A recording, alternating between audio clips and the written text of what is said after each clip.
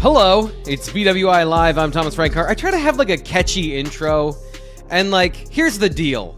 Welcome to the show. I'm Thomas Frank Carr. You can call me T. Frank. This is Nate Bauer, senior editor for BlueWhiteIllustrated.com, co-host here on the Tuesday show. I feel like everyone's past catchy intros and the... I'll start it this way. There's 4 more games left in the season, Nate. 4 more. You got Thanksgiving coming up. Christmas is after that. And it's the holiday season. Everyone's already buying Christmas trees and stuff like that.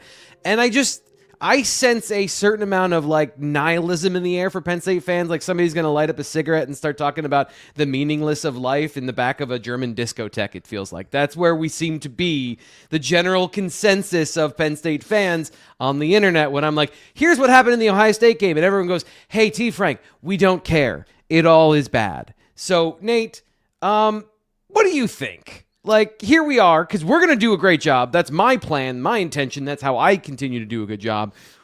What is your view of like where we are with these final 4 games?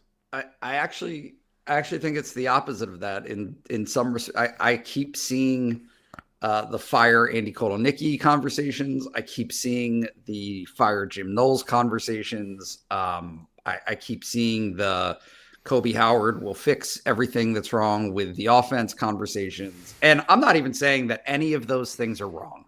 I'm really not. I'm interested in what's the point? But there's quite a few people that are still very invested. And like, I'm agnostic to it, right? Like if you think that there is progress to be made and that there are things that you can build on going into the off season for this Penn State team, talking about a bowl, right? Terry Smith was asked about a bowl yesterday. Yeah.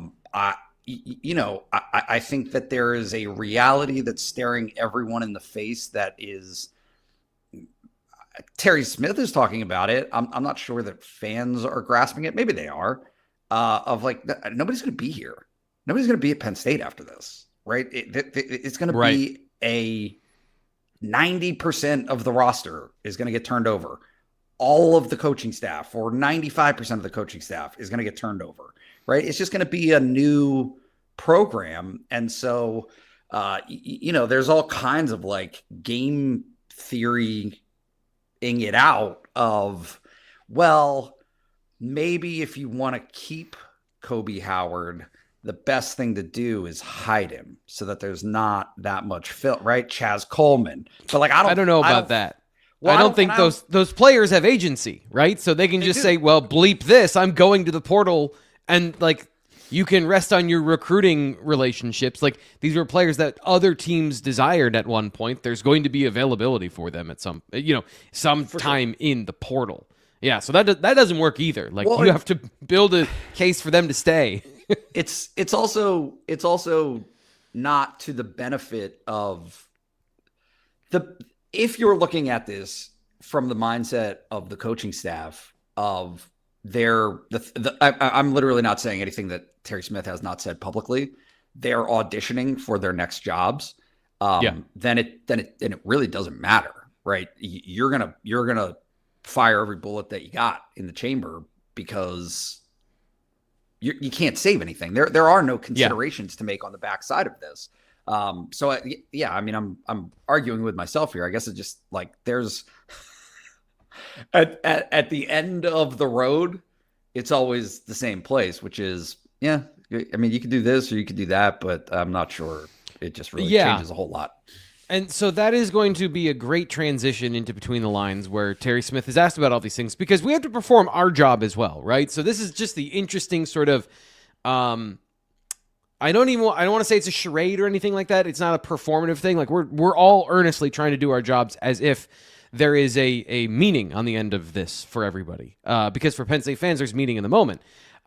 So there's a little bit of that I want to talk about when it comes to the to Between the Lines, talking about what Terry Smith had to say yesterday. I just want to say this off the bat because I always forget to do it later in the show. If you're watching this and you're digging this pullover I'm wearing, Rowback is awesome. I have been converted.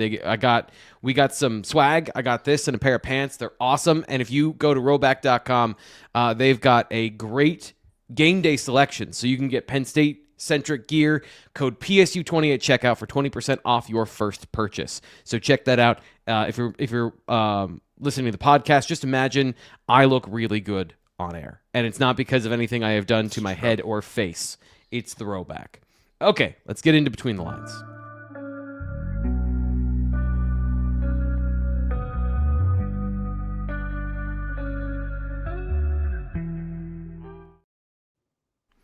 So let's start with Koby Howard. Let's just start with, I think, the microwaved conversation about fixing the passing offense, which is different players, and Koby Howard still not really getting on the field until late in the game. Here's what Terry Smith had to say about that.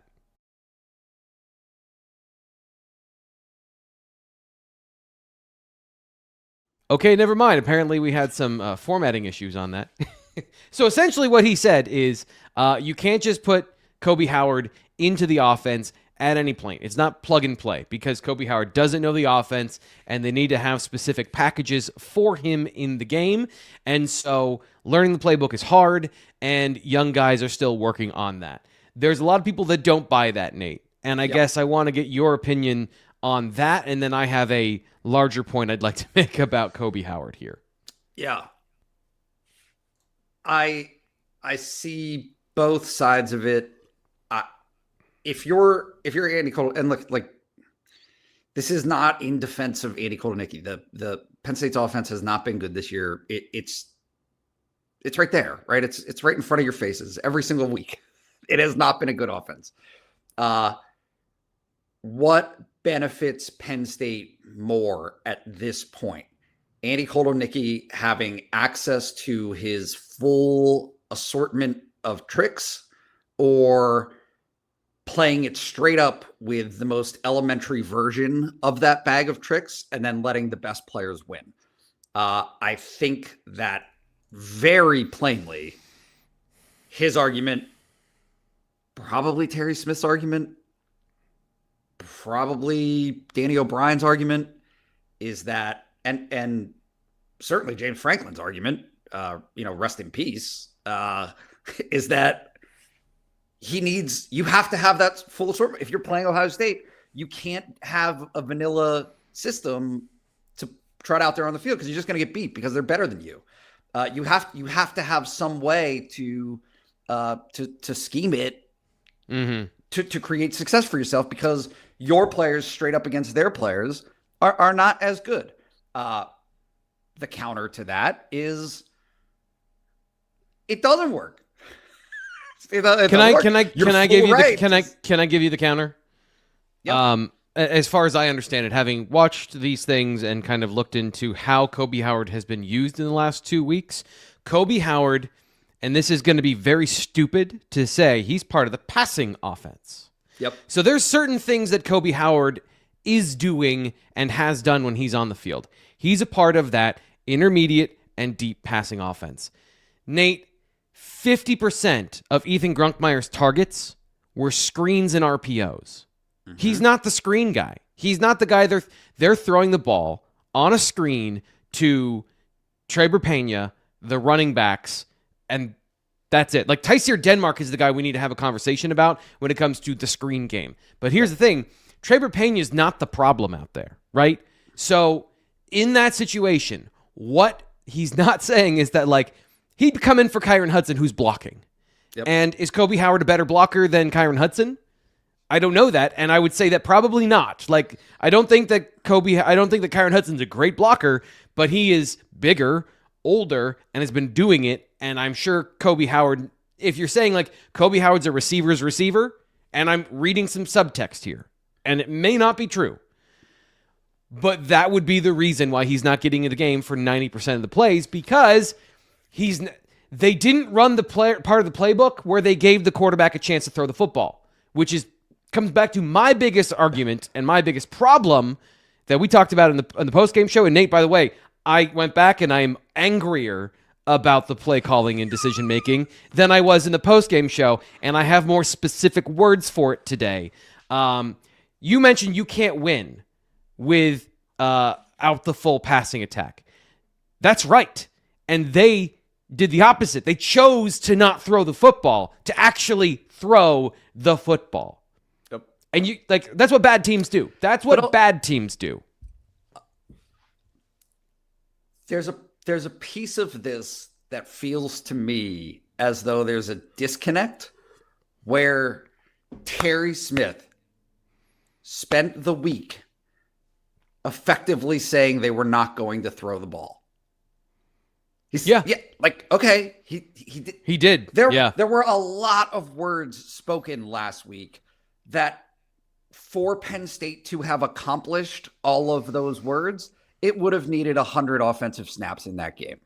You got to develop the intermediate passing game. You've got to develop. You got to take 5 to 7. Literally, I'm just going to list them off the top of my head. You're right. It's funny. Intermediate passing game, 5 to 7 shots downfield.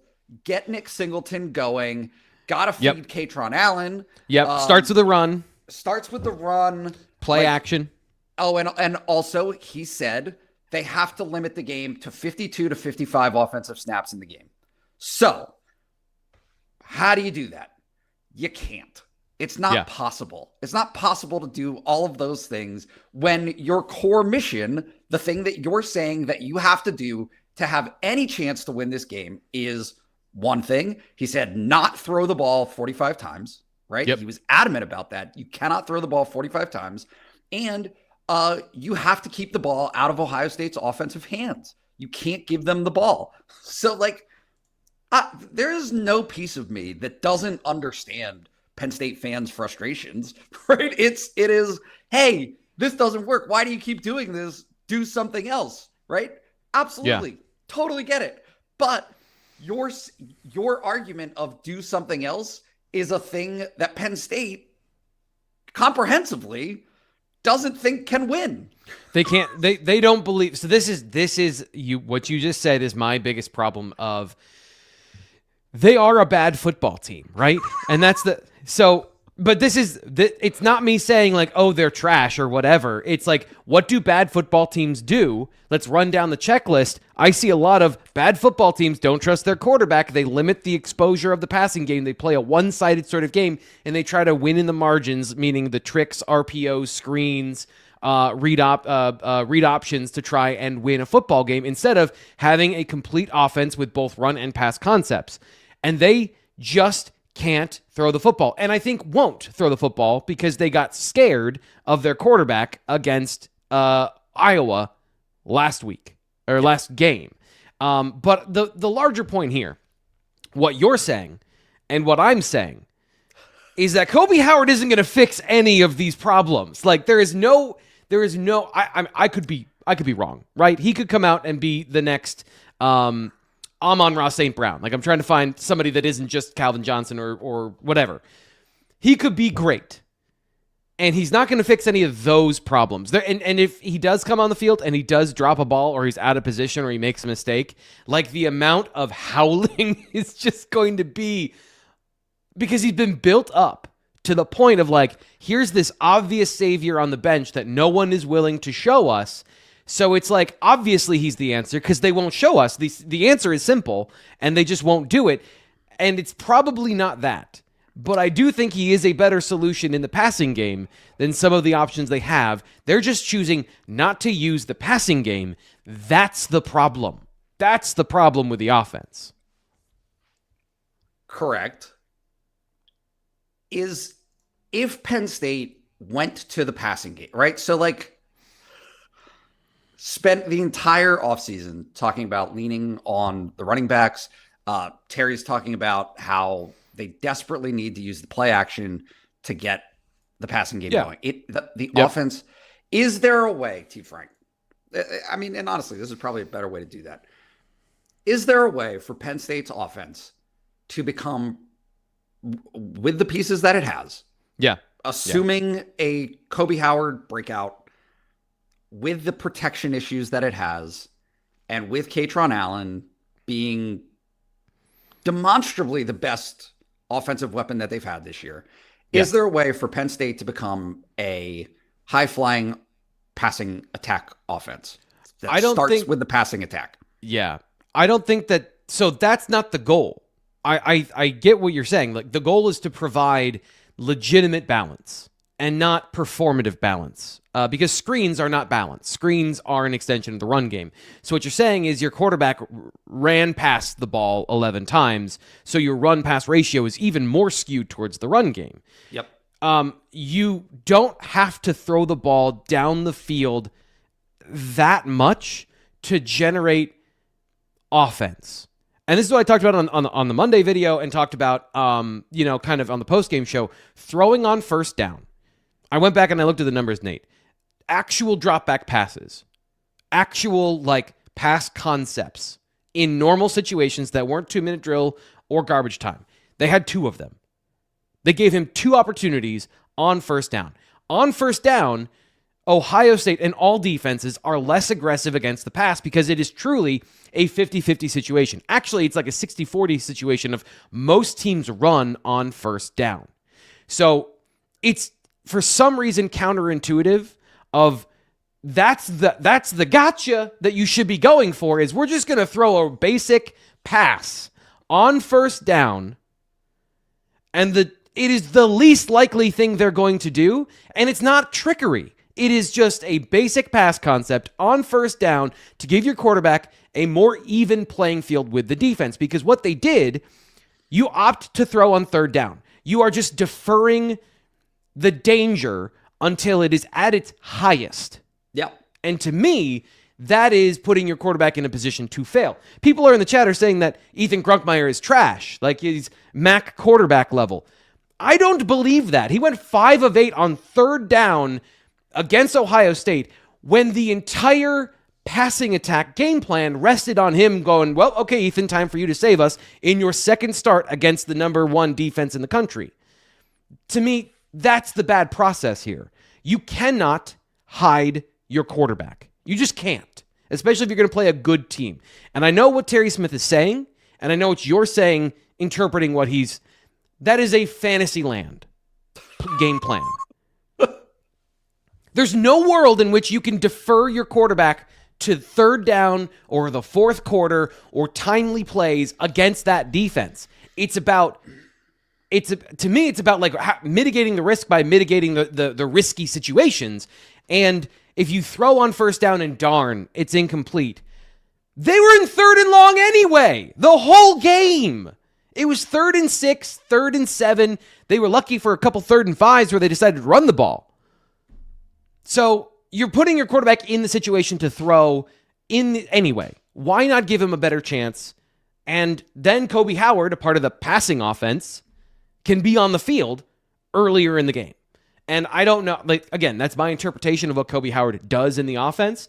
And you run the risk of our passing receivers are out there instead of our running receivers, which will then tip off the defense as to what you're doing. But in the first drive, early in the game, you have an opportunity to, if you're going to do that, surprise the defense a couple of times. And then it doesn't feel like you're intentionally benching Koby Howard, because the game plan was not to throw the football. That's the answer here.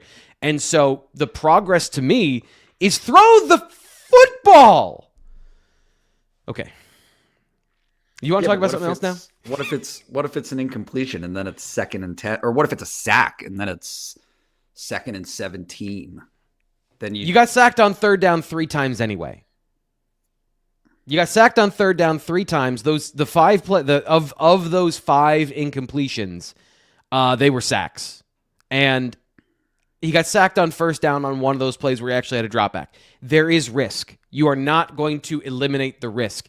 And you might kill a drive, but you also killed a drive by going with all these other things in the offense instead of the passing attack, including having your 4th wide receiver on a jet sweep get an option pass where you were trying to take a shot down the field with literally one route, and then he had to throw it away, and it's 2nd and 10 anyway. You just have the person who's best at throwing throw the ball. I have a question. Okay. Is it possible that this is happening to Penn State and you're looking for signs of progress, and you're looking for changes, and you're looking for anything, to call success for Penn State's offense. Is there any chance that this is happening against the best football teams in the country? Is there a reason? No, like, what influence does playing Ohio State or Iowa's defense have on this conversation, if any? Because it does feel like there may be a missing ingredient from this conversation. But yes, that and that is, I guess that's my point, is that when you're playing those teams, you're not going to throw the ball 35 times. Like, there is less margin for error, and you don't want to put your young quarterback out there to be making 25 full field reads of 25 dropbacks. I'm not saying take out the screenplay. I'm not saying take out the RPO, but I'm saying when you call them is part of the analysis here. So if you call a screen on first down, Ohio State, their blitz percentage on first down is like 20%. And so you're throwing a screen into a situation where you're not gaining the advantage of the probability of the play call you want. So if you are throwing that bubble screen, and by the way, the bubble screens are all about numbers. It's just about 1, 2, 3. Are there 3 players out there, or are there 2 for our 3 players out there? And so you're just reading the numbers and throwing. So part of this too is Ethan Grunkmeyer not making decisions. Those are not passing concept decisions. That is binary yes or no, count to 3. And so it is about taking those decisions off his plate against what can be and is a complex defense for a young quarterback to understand. I'm saying at some point he has to read the field, and he did that well in that game on third down. I thought he did a good job, even in the situation where he came back to Devontae Ross late, and Ross made a great play on the first down. He did at least get back to the play that he was able, in a pocket that was muddy. He showed signs of being a good quarterback under duress in the pocket. And so it feels like a lot of wrong lessons were learned from the Iowa game, where he made a couple of misreads. And so they decided he can't read the defense. And it was not necessarily that he couldn't read the defense. He knew what he was getting. He just threw the wrong option on the route. And there's a lot of, I'm sure there's stuff that I don't recognize because I don't know the play call, but just from how I've seen the offense operate, I only saw like 2 truly misread plays when they tried to let him throw the ball against Iowa. And I understand protecting him. And I do think that that is wise and judicious, but I'm saying the protection leads to more exposure at the wrong time. And yes, playing Ohio State is part of it. We'll see if they open things up against some of these other teams. Indiana's got a good defense, so I don't know if it's going to be this week either. But let's discuss. Sure, go ahead. I gotta do one more. It worked in the first half until the defense got gutted. I think there's an argument to be made that what was outlined in the first place of, hey, just hang in there until the fourth quarter. Like, again, I'm paraphrasing what Terry Smith said. Hang in there. Just you're going to take your shots, right? Let them make a mistake. They did make a mistake. Yeah. Maybe they make another one. If Penn State's corners and safeties don't get beat 3 times in 3 possessions. Yeah. I tend. It's a tough spot. Yeah. I mean, okay. They're not going to win. This is the point. This is the point that we're debating, is like, how do you lose with the best possible imaging? How do you make it look the best? So absolutely. And this is more of a philosophical problem I have. So to be clear, like, to me, I've watched a lot of bad football teams in my life, and they're all scared of their quarterback. And that is like, there's no coming back from that. If you're scared of your quarterback, you are going to lose the game unless the other team has some fundamental weakness that you can exploit with a cheat code. And Ohio State definitely doesn't. So this leads us to the next iteration of the conversation about the offense, which is changes to the staff, right? Mm-hmm. Which has been something you outlined to start the show of, hey, where are the changes to the staff? And Terry Smith was asked about that yesterday. Here's what he had to say. Yeah, it's not as easy as just saying, hey, I want to make a change, because when you make that change, it's going to flip things upside down again, and your players' camaraderie, their belief, their trust. And you have to have answers. You have to have solutions beyond that. So it's just, it's challenging. You know, I am examining that every single day, losing sleep because, you know, I'm just trying to brainstorm how to fix it. You know, with the staff, you know, right now I don't feel it's necessary, but we'll continue to examine it and make the best decision possible.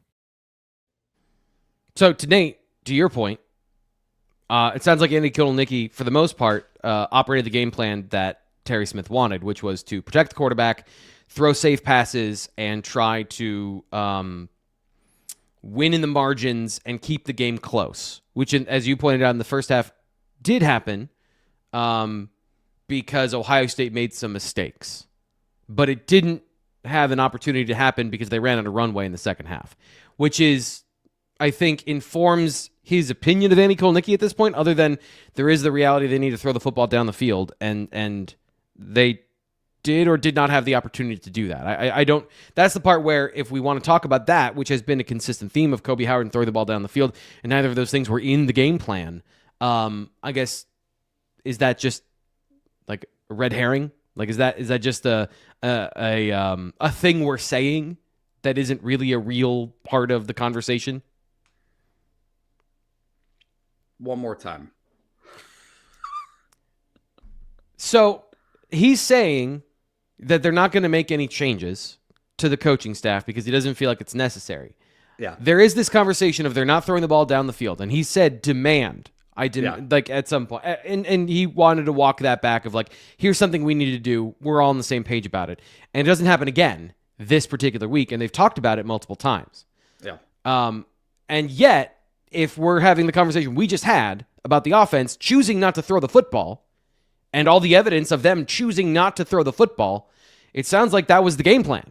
And what you're saying is that Terry Smith signs off on not throwing it deep because we want to protect the quarterback. So I think that informs the conversation of you don't want to change the coordinator because he's actually following what you want, but what you're saying publicly is different than what you're saying privately. I think that if you're evaluating the public statements, and this was evident and remains evident to me on the backside of it, they're in conflict with each other. Just on the front side, mm-hmm. How do you do that? How do you incorporate all of the things that he said they needed to do? Okay, you got to get the intermediate passing game going. Okay, how many times? Right? They finished the game with 60 offensive snaps. How many more? What's the trade-off? What are we talking about? Four passes that are of a different concept than what they ended up doing. I'm not sure. Like, I'm asking the question because I don't know the answer to that. I just think that one, and I'll say this, like, I think it is fairly evident that his hands are tied on this. Mm-hmm. And maybe people are talking about it, maybe they're not, but like, would he? Yeah, sure. Okay, let Ty Howell call the plays. Smith has been on a staff with Ty Howell when Ty Howell has called the plays. So it's not like that is completely right. But this idea of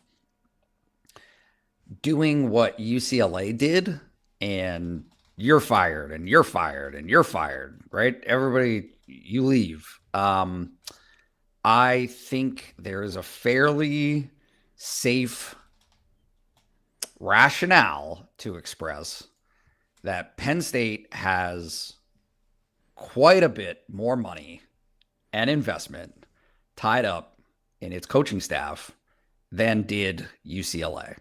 And so your willingness as an organization, as an owner, right? right? Which Pat Kraft is effectively of this organization. There's only so many losses you're willing to take. There is a limit to, hey, this is what you got. Like, make it work. Make it work.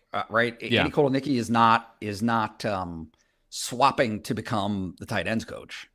Right? They're not making that trade. So who is the tight ends coach if Ty Howell is now the coordinator?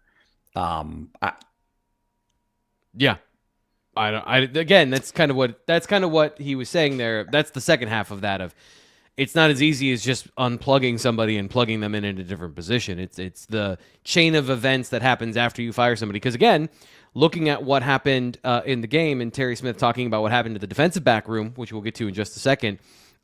Losing Terry Smith in the cornerback room seemed to be a big factor in what happened on the field with his players at that position. We do need to take a quick break because we got something very important happening, which is Sean Fitz is joining the show. Fitz, welcome to the show. Jump into the deep end here with us, talking about Penn State football and the offense. We've gone, I think, around fully in a circle to stand in the same spot we were when we started the show. Do you have anything to add to our rodeo? Yeah, it's like that when you try to say you've done a full 180 and then you say you've done a full 360. That's kind of where we're at right now. Number one, David Rocco would be the tight ends coach. He's the tight ends analyst. So they got like two guys at every position, and you kind of see that with Jordan Lucas coming in and coaching the corners with Terry. I mean, that's kind of how that works. Now, Jordan was a little bit different. He was a grad assistant. They elevated him, but no, I agree with Nate here. If you make a change in the sense of firing someone, you are paying that buyout and you're doing it to get better, right? I don't think much is changing, even if you make that move, that where you just axe it off. You cut them off and you say, okay, your contract is no longer good here. You got to pay that buyout. So you're kind of cutting your losses here for the last 6 games. And what's there to play for right now? A 6-6 bowl season. I mean, I get where the financials make that determination. So that's kind of where I'm going with Andy Kotelnicki. I agree. It's not been fun to watch. It's not been productive. It's not been anything that we would care to see again. But I think that's kind of where you're at right now. You're paying a lot. So possibly paying a lot for James Franklin. The closer he gets to a job, the better you feel about that. But still, you don't like paying buyouts. I mean, that's kind of where we're at in college football right now. Is you've got these giant buyouts. Jimmy Sexton's got houses upon houses of buyout money. But you're finding yourself in this situation where you'd rather not cut your losses, but like cut the number of losses that you're willing to take. Mitigate the damage that this season has created. Nate, get to that question, get to that response after we talk about beer, because we got to get to our good friends at Antifragile Brewing Company here in State College. I'm going to be there Friday afternoon. I don't know how I'm going to make it work with a noon game, but I will be there somewhere between 1 and 2 o'clock early afternoon because I still got to go to the gym. And I can't miss that. So we're going to talk about beer. Day. It is leg day.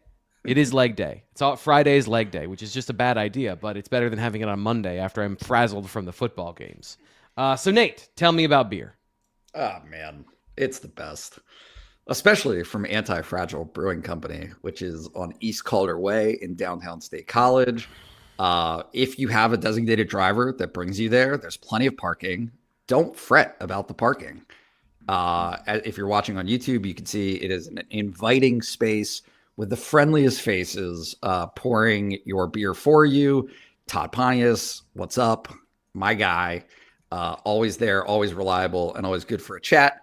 And then the beer itself, the product itself is genuinely, and like there's other beer makers in State College that are great. There really are. They're not as good as Antifragile. I'm sorry. It's just it almost sours me to the rest of the experience based on how good Antifragile's offerings are. They've always got hazies, the imperial stouts, the lagers, the Fitz, Kolsch, right? Get weird. They've got it all. they've got it all. Fitz always orders the. To me, it's not as good. Like the hazy, like that. It's just. It's about the style, man. I like the Pilsners. They're a little bit lighter. I stay awake longer, which is obviously a big thing here. But no, it's about the style, and they do the style really well. And that's kind of when you're lining beer up against beer, it's yes, this one's going to taste completely different, but how do you compare them? You know, it's like, how do you compare the teams in the ACC to the teams in the Big Ten? You know, it's about the style. And that's why, you know, you like the hazies. The hazies sell really well. The hazies do really well, but I like my, you know, ground and pound Pilsner there. Yeah, you want a 9-conference game beer as opposed to one that you're only going to get 8 conference games because they're a little bit heavier, a little bit harder. I get that. I'm a 3-conference game kind of guy. That's where I've been for most of my life. They're just it's the top 10 of the rankings. That's what's important. Just win, and they always beat each other. They're 100% winnings percentage against top 5 teams. Anyway, go ahead.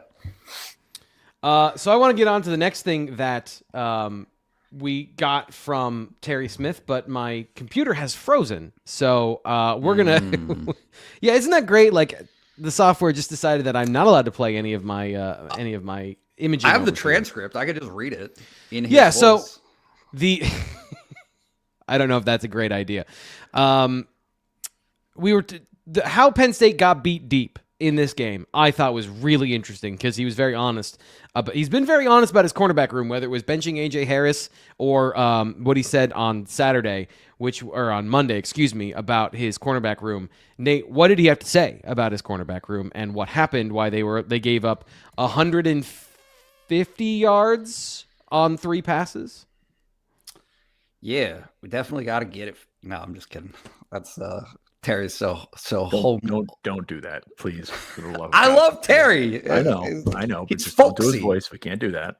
He's a folksy guy. Awesome. Fitz. It's my job to get back more involved with the corner room, to make more points of emphasis. I think one of the reasons it happened is our guys, the style of play that they play. They were sitting on routes a little bit too much. Some will say a lack of respect for who their opponent was. But when you play guys that can run routes and have speed like these guys, you have to get more into your pedal and stay on top of receivers. We have to make sure we make a point of emphasis of staying on top of those guys. Fitz, can you interpret that for me? Playing corner is really hard, and if you get beat, everybody notices it. When you get beat like that, everybody notices it. You're looking at Zion Tracy especially, essentially breaking down to make a tackle like he would be covering a kickoff, and then the guy runs right by him. That's not good technique. That is not learned technique. That is not taught by Terry Smith, Jordan Lucas, whoever is teaching those guys right now. It's just bad technique, and they got burnt on that. And look, Ohio State's receivers best in the country. I mean, splitting hairs at the top of that list, nowhere near where Penn State is right now. But you're looking at a group that was challenged and failed that challenge. And that's really interesting because you only get in the Big Ten, you only get a couple of opportunities at this, right? You have a chance to take down a passing team 3 times a year, something like that. And then we talked all non-conference and then into the Oregon game. These guys still haven't been challenged. Well, they got challenged, they got beat. They were not particularly very good. And that's not just receivers. You're looking at AJ Harris grabbing tight ends over the middle. Like that group was sufficiently cooked, and they're not playing with a ton of confidence right now. And that's the result. I don't think there's anything overly scientific about it other than they caught out on an island and they were better. Ohio State much better. I guess the part where he said that they were sitting on routes sounds. Is that intentional? Like, and then he says a lack of respect for their speed. So I guess, like, is that coached? And you said that you don't coach it that way, and I agree. But there is a certain amount of, then why would you be sitting on routes? why would you be sitting on routes against guys that can go deep like that?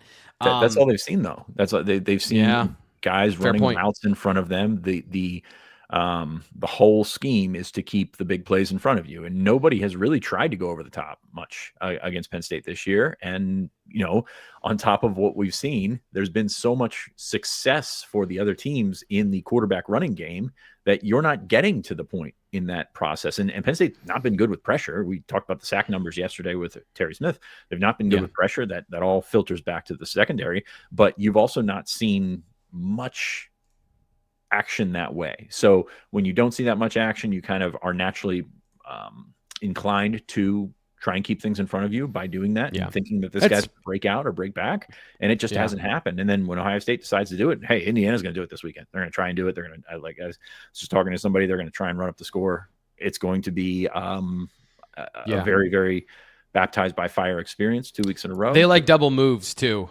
Yes. they like to get deep with double moves based on what we saw against Ohio State. It's gonna be interesting because the safety plays got to complement that as well, and they seem to be playing separate, and they seem to be separate entities right now, the corners and the safeties. So that's what we're looking at right now. And the part of the defense that hadn't been tested that you thought might still be able to rise to the occasion did not on Saturday. Yeah, and that was a big part of the pregame analysis, was that this was going to be strength on strength, a battle where Penn State could fight with Ohio State and give them a test. And I know we've been basically doing this the whole show, but let's get into some of the Penn State versus Ohio State, conversation with that defense. I've made my thoughts clear, I guess, on the defensive side of the ball when it comes to like certain aspects of the run game. You can check out the Monday video where I talked about there's a critical flaw that Ohio State had really exposed in this game that they borrowed from UCLA, and I think that they probably knew after having Jim Knowles on their staff for 3 years. But there's a narrative going around out there that players quit in this game, because you can take a video and make it look like anything you want if you just put the right context to it in your viral message. I didn't see that. I did not see players quit, especially along the defensive line. I guess I wanted to, Fitz, what did you think of the defensive performance from the guys in the run game, in the pass game, and what led to the breakout in the second half? Yeah, I mean, well, Ohio State just being better and deeper, just kind of that gulf just kind of grows, right? The over time, we've seen it with Penn State teams in the past where they're just better than the other team, and that's going to wear on you throughout the game. And now Penn State's in that exact opposite situation that they were. From the defensive line standpoint, just still not as physical as they need to be, not as physical as they've been in the past couple of years. And then you break that, and all of a sudden it gets to the second level, and the second level becomes the third level pretty quickly. I will say there's been a lot of from what I've seen since the game talking about Penn State's defensive team speed, and I gotta say this is still a fast defense from January to August. They've got speed; those guys can run fast. I think that they are playing the system in a situation where they are very much behind the eight ball there. Like they are not playing fast because they don't know the full scope of the system. And then when you get on top of that, there's no pressure. It's going to just sort of magnify all that stuff. So I'm looking at this defense from front to back and saying, well, they're not doing it up front, and that's just kind of filtering to the back there. And that's really killed. Not a lot of help. Not a lot of help. Yeah. Not a lot of help, not a lot of finishing up front. You're thinking that third down where Julian Same was not dead to rights, but he was, he was pressured. I would call that dead rights. They had two unblocked defenders basically at him, and he deked out both of them. Well, I've watched a lot of Penn State defense this year, so I don't think anyone's been dead to rights in the backfield because they're not getting to the quarterback. But yes, and Julian Same, who, as we said last week, was not going to run the ball, indeed ran the ball for 8 yards, 9 yards, whatever. But that made all the difference. Kept the punter on the sideline, and that's a big deal, and that's what you're looking at. And I like the Kotal Nittany thing that we talked about earlier. I don't know that there's a quick fix to this. I don't know that there is a fix to this. You're going to play worse teams over the last 3 games of the season. That'll help, definitely. Yeah. But at the same time, you've got no real presence up front. And the coaches that I've talked to from other programs, the coaches that I've talked to that have watched this team on film, it's noticeable. It's noticeably different than it was a year ago. And you really miss, especially the guys like Devon Ellies and Keziah Izzard, and, getting Izzard back for this year would have made a big difference, I think. But that's all hindsight. That's all speculation and all stuff, and better serve for another tell-all or something at the end of the year. Nate, what did you think of the defense? We spent a long time talking about the offense because I think it is more interesting how you try to climb a mountain without a rope, but on the other side here, a little different. And I guess I haven't gotten a read on what you think of the defensive performance against Ohio State. Yeah. I thought that Ohio State, Terry Smith laid out before the game this willingness to have Ohio State just kind of dink and dunk their way down the field. And they were willing to live with that. And that's exactly what Ohio State did. The first time they touched the ball, they went 11 plays and 75 yards. Yep. More than 75 yards. They went 89 yards, right? Like they went 90 yards for that first touchdown. And it was mostly 10 plus yard plays, right? The whole way. It was interesting to watch because we talked last week, T. Frank, you and I, about the Ohio State's willingness to sort of shorten the game on their own, even when they're the better team. And it looked like they were trying to do that, and Penn State just kept letting them, here, get that big play in there. You'll be great. And then, it kind of worked in Penn State's advantage for a little bit, and then kind of the dam busted open there. So, yeah. It felt like they hit bleep it at halftime and decided to just go with the other game plan. Like they came with both game plans, which was, we'll be methodical, and then suddenly they started taking shot plays. And it worked. Saw what Ryan Day said at halftime, he's like, they felt like they were down 17 or something like that. They felt like they were down, and that's not a mentality that we've seen on this side. When you're up, they were up. They were up 3 at a field goal. Yeah, that's not a mentality that we've really seen. And I'm not one for big time halftime adjustments where you go in and all of a sudden you come out and you're a different team. I don't think that happens. You just execute better in the second half. Yeah. But also when you come out and you've laid the foundation of Ohio State feels like they lost when they're winning. And Penn State was always, hey, we won the game. It was hard. We won the game, which is true, but it's a very different mindset when you're king of the mountain. And they, I think, took 4 shot plays and hit all 4 of them. There were not a ton of shot plays left on the field that they didn't get to.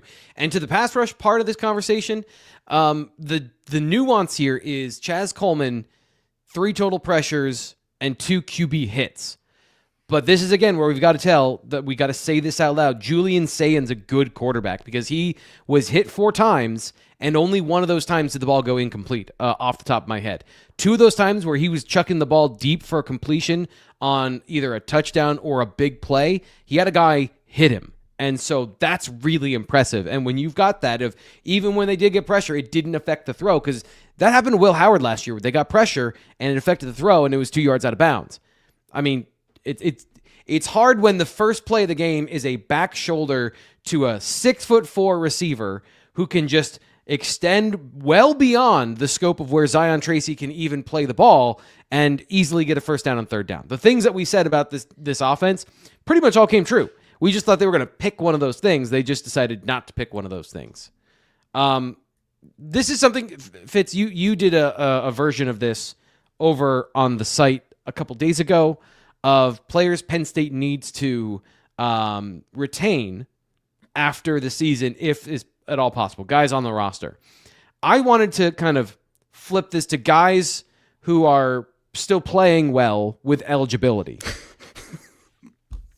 And I got a couple guys I wanted to highlight. Guys who should leave. Guys you want to kick off the...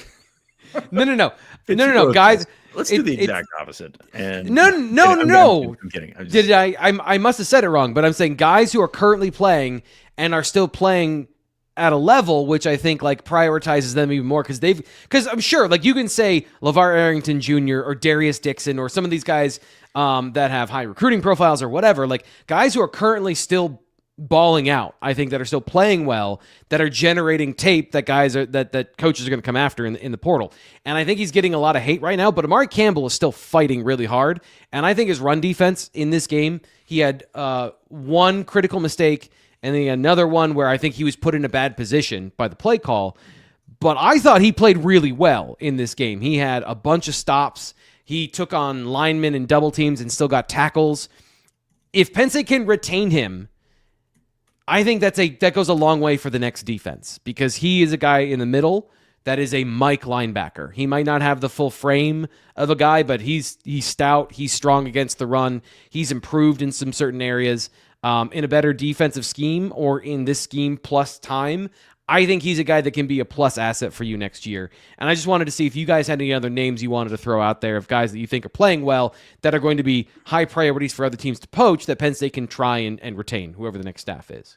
Yeah, I think, and first off, a ton of respect for Amari Campbell. Like, I wasn't sure what Penn State was getting there based off of what we saw in North Carolina, but even in the second half the other day, he's flying around like he's always around the football. He's done a heck of a job. Like, you can't say enough about Amari Campbell on a year that you have probably said enough about most of those guys on defense. So Campbell's done a really nice job.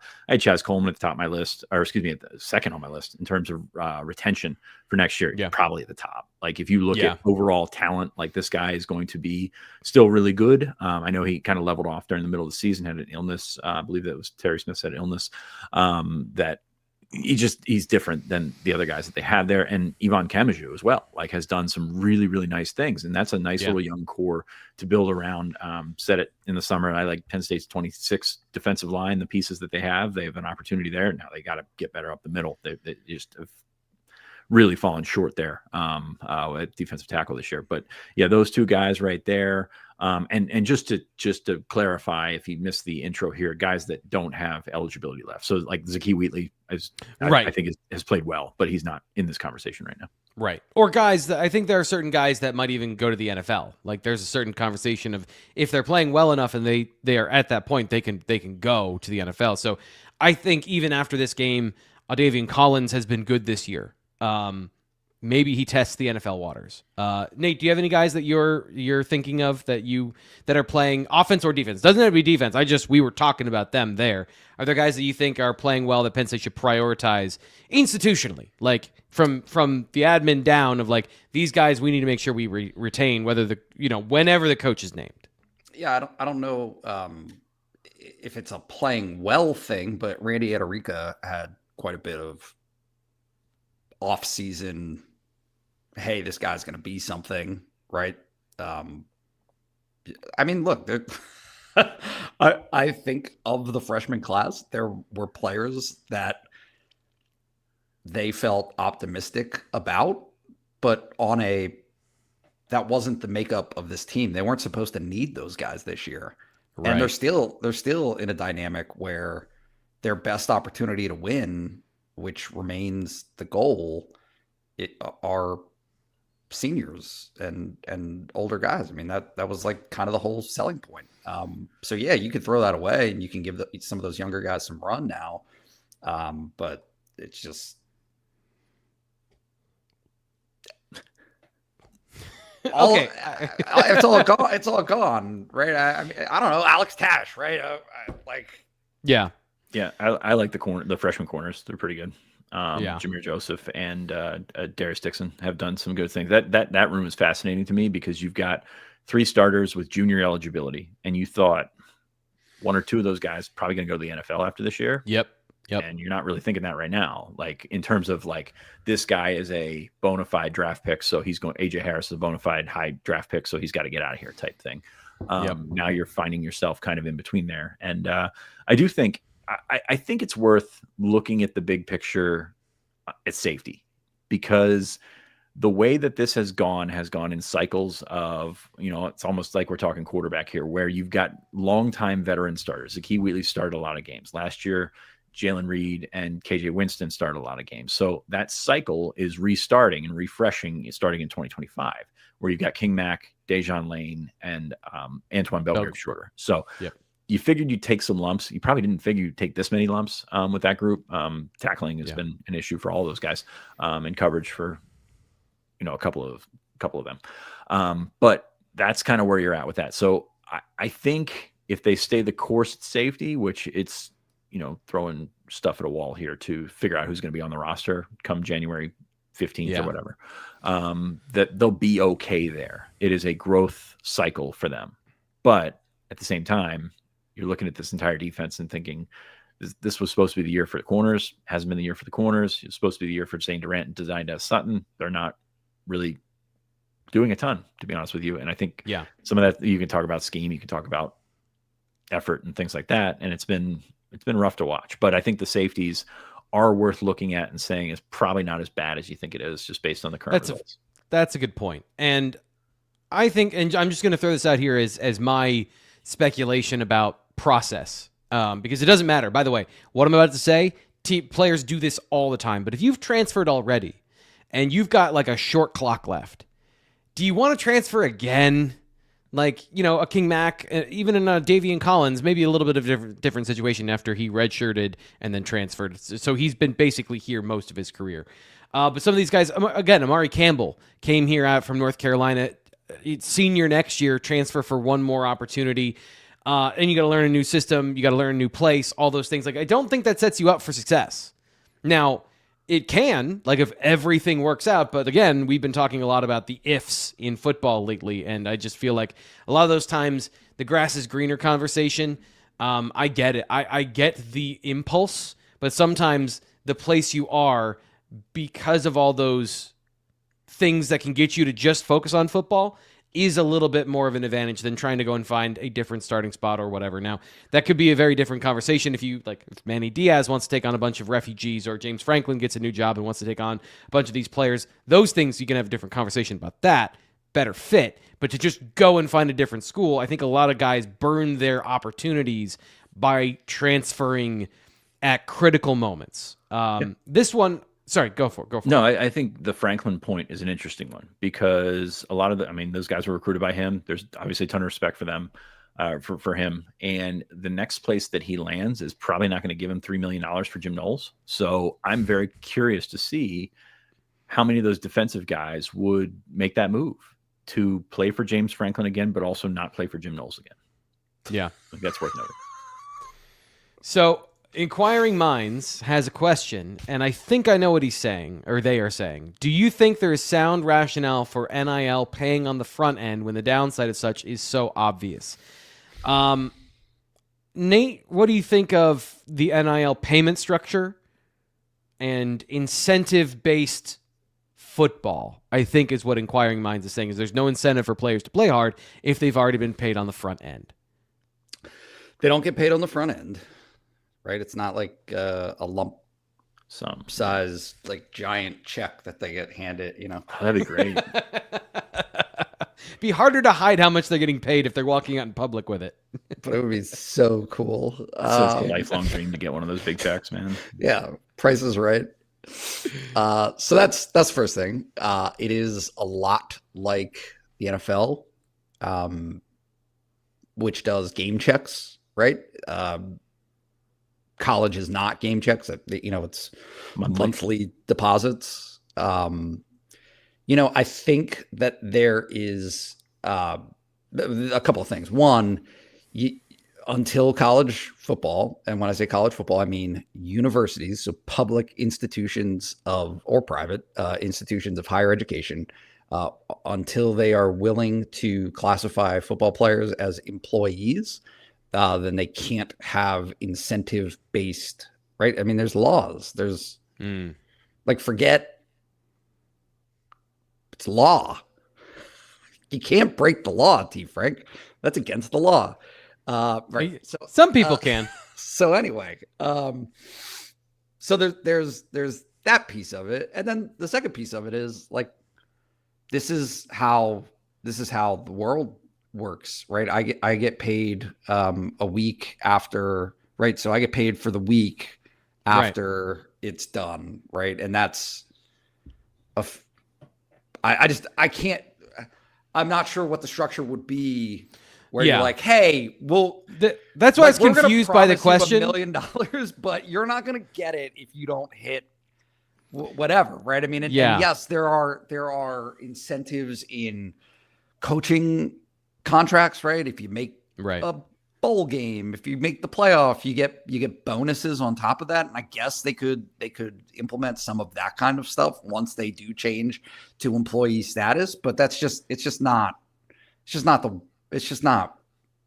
what it is. Not right now. And if you want to change it to that, that demands a collective bargaining and a fundamental change in how all of this operates that nobody has really shown any appetite to change. I don't have any appetite to change this show because I think this has been a good format for us throughout the season. There is a little bit more that we didn't talk about today, including Nate's latest on the Penn State coaching search, which you can go read over at bluewhiteillustrated.com. It's the end of the show, and I forgot to do all these things. Please subscribe here to the Blue White Illustrated YouTube channel. If you like this video, like the video, hype the video, and join us over on the site. $1 for just 7 days of access, where you can get in, try us out, and get an idea of what we do over on the site. We have this conversation and more with you on a daily basis, and people who think like you, people who are in the chat. Some of them are over on the site as well. So anything coming from you guys that you want to highlight today, anything you want to promote coming up in the next couple of days, couple of hours from you guys? Nate, I'll go to you because you weren't on your phone when I said that, and I want to give Fitz a chance to respond. Nate, do you have anything coming up today in the next couple of days? Yeah, I would say that 80% of my life is dedicated to talking about Penn State football's next head coach. And so that involves living on our message board, which has varying degrees of rationale and success. But if you want to chop it up with me, which quite a few people do, look, it's not my choice. I don't get to pick. They haven't consulted me, but I do think I have a fairly good pulse of what they want, what they're going for, and we can hash that out in our message board. And I'd be happy to do so with you, the subscriber, and people who haven't subscribed yet. Literally for $1, you can come in and just like yell at me, which has happened. A lot of people seem to want to do. Yeah. How can you yell at me? Fitz, it's a month out to the early signing period. Ryan is covering that. We'll talk about that on the recruiting show coming up later. Where are you? If Nate is 80% on the coaching search, I'm still holding the flagstaff of the season is happening and I'm watching the film. Where is your mind at this as we enter this last Thanksgiving month of the season? In the Caribbean. But no, I'm looking at, I got something that I was talking to my colleagues at Florida and now colleagues at Auburn, charting candidates and things like that. Just some data coming your way. It's very interesting to look at how different resumes are received in which different ways, especially with this coaching search, because it's sort of, kind of finding the middle there. You're not going to get the 12-0 guy, and you're not going to take the 6-6 guy, and you're going to find yourself like working in the margins to find a great coach in the middle there. And that's what's fascinating to me. I'm just looking at some of this stuff, and hopefully it should be up pretty soon. And yes, all right. The people that say yelling at Nate is worth the price of admission, absolutely it is. He lets his wife do it for free, but everybody else is $1. Just all I ask is that you couch it as a question, right? Like instead of saying Nate, you're so stupid, say Nate, how can you be so stupid? It's a more congenial way to phrase it. Thank you. And Penn State basketball won last night, so they did. Yes, they did. Which honestly, if I may take a moment, I'm sorry. Sure. Everyone. I hashed this out in my head, where people have this state of existential dread for Penn State basketball. It's going to be a rocky season. There's going to be some ups and downs for this group. It is very young, but having seen it in person last night, there are fun players. Meli Tuncha is fun to watch. He is European in the best sense of the word for basketball. Caden Mingo is fun. They got some fun players where the pieces might not mesh exactly how Penn State fans want it to happen all the time, but it's actually the beauty of low expectation is that you can exceed them, and when those expectations are exceeded, like, people tend to be happy with it. So it's like you can't be disappointed by a team that is picked 18th in the Big Ten. It was very different than your text last night when it was 15-2 Fairfield. What did I say? Oh, they're going to be terrible? Yeah. No, it wasn't me. So anyway, right. Watch basketball. It's fun. Yeah, and we'll cover that, plus wrestling and hockey over at BlueWhiteIllustrated.com. I'm Thomas Frank Carr for Nate Bauer and Sean Fitz. We'll talk to you tomorrow. We'll talk more about Indiana and some of the things coming up this week with the team. We'll talk to you then.